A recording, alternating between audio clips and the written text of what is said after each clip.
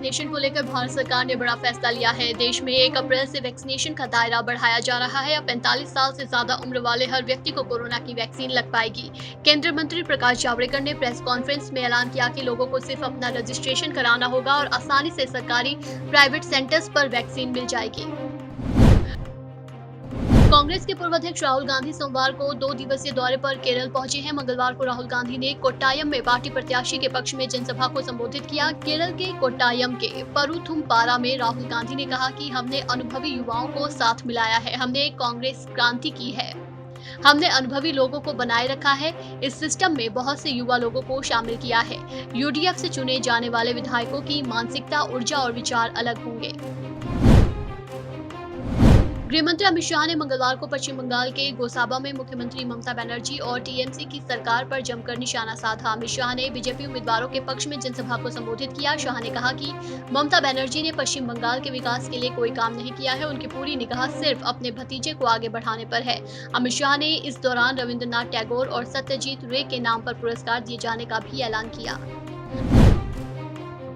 बंगाल में विधानसभा चुनाव को लेकर प्रचार जोरों पर है और नेताओं के बीच जुबानी जंग जारी है। पहले चरण के मतदान से पहले प्रचार ने जोर पकड़ लिया है। पुरुलिया में एक जनसभा के दौरान टीएमसी प्रमुख ममता बनर्जी ने कहा कि मुझसे डर रहे थे, सोच रहे थे बीजेपी वाले कि अगर मैं चुनाव में घूमूंगी तो बीजेपी बुरी तरह हारेगी, इसीलिए ममता का पांव जब्त कर दिया। उन्होंने ये भी कहा कि ममता बनर्जी टूट सकती है, झुक नहीं सकती। एआईएमआईएम चीफ असदुद्दीन ओवैसी ने पश्चिम बंगाल विधानसभा चुनाव लड़ने का ऐलान किया है। खास बात यह है कि ओवैसी ने सूबे में चुनाव लड़ने का फैसला चौथे चरण के नामांकन की अंतिम तारीख को किया है। इससे पहले खबर थी कि इंडियन सेक्युलर पार्टी के बंगाल में चुनाव लड़ने की वजह से ओवैसी की पार्टी चुनावी मैदान में नहीं होगी।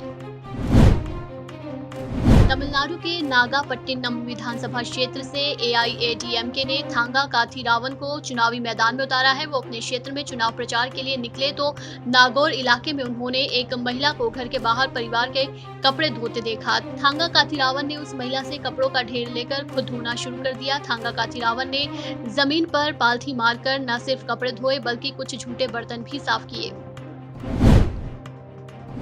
ओटीटी प्लेटफॉर्म के कंटेंट को लेकर सुप्रीम कोर्ट में केंद्र सरकार ने जवाब दाखिल किया है। सुप्रीम कोर्ट में हलफनामा दायर कर सरकार ने बताया कि वो ओटीटी प्लेटफॉर्म के कंटेंट पर निगरानी रखे हुए है।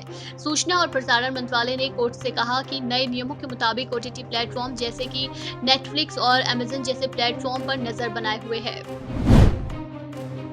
एंटीलिया मामले में महाराष्ट्र एटीएस जयजीत ने मंगलवार को मीडिया को महत्वपूर्ण जानकारी दी। कहा कि सचिन वाजे ने अपने ऊपर लगे आरोप को नकार दिया है। एटीएस जयजीत ने बताया कि वाजे नकली सिम कार्ड का प्रयोग करते थे जिसे उन्होंने बुकी नरेश से लिया था। जयजीत ने बताया कि इस केस से संबंधित कई सीसीटीवी फुटेज नष्ट कर दिए गए हैं। पाकिस्तान लगातार भारत से बातचीत करने की बात करता आ रहा है। पिछले 2 महीने में पाकिस्तान के प्रधानमंत्री इमरान खान कई बार भारत से शांति की बात कर चुके हैं। इस बीच पाकिस्तान हाई कमीशन ने भारत पाकिस्तान संबंध को लेकर महत्वपूर्ण बात कही है।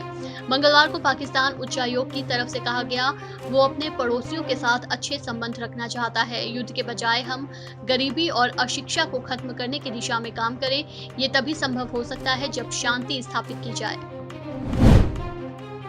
मंगलवार को दिन भर बाजार में उतार चढ़ाव देखने को मिला, लेकिन अंत में ये हरे निशान पर बंद हुआ और बैंकिंग शेयरों में खरीदारी आई। सेंसेक्स 280 अंक यानी 0.56% ऊपर 5051 के स्तर पर बंद हुआ। वहीं निफ्टी 78 अंक यानी 0.53% की बढ़त के साथ 14,815 के स्तर पर बंद हुआ।